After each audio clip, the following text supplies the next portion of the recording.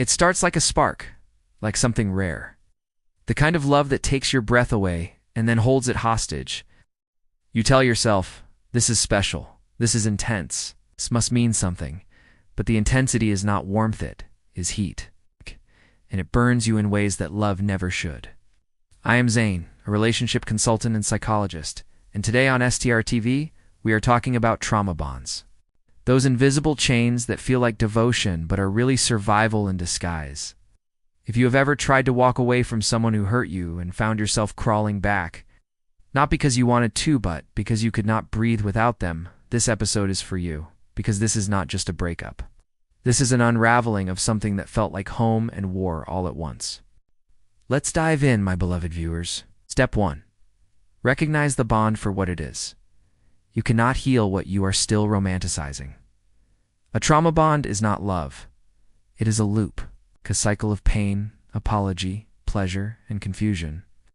It mimics love, but it is powered by fear, by hope, by the addictive relief of being pulled back in. The first step is not cutting them off. It is seeing the pattern, saying it out loud. This hurts me. This changes me. This is not safe. And when you finally say that, even just to yourself, a crack forms in the illusion. And through that crack, light starts to enter. Step 2. Cut off the fantasy. You are not letting go of a partner. You are letting go of a storyline. It's the one where they become everything they promised in the beginning.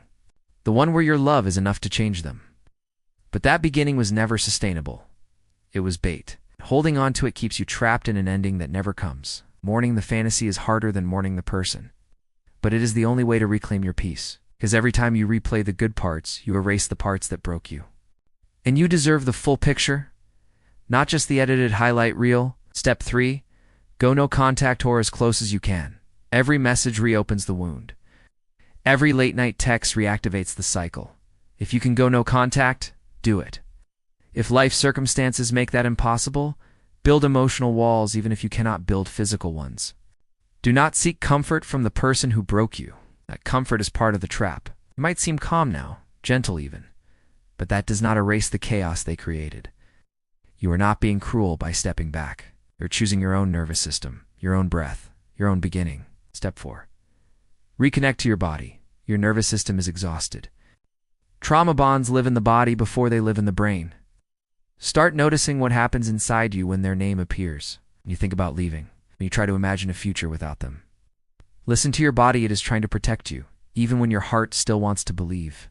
That racing pulse, that knot in your stomach, that sense of walking on eggshells, those are not love symptoms. Those are survival symptoms. Your body has been trying to tell you the truth all along. Step 5. Find safe people and tell the truth. You cannot get through this alone. Trauma isolates.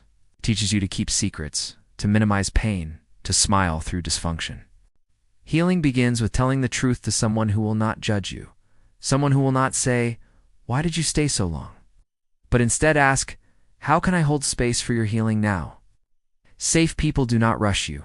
They do not shame you. They remind you of who you are when you have forgotten. Even one person who believes your story can be the anchor you need to start coming home to yourself. Step 6. Create new, tiny patterns.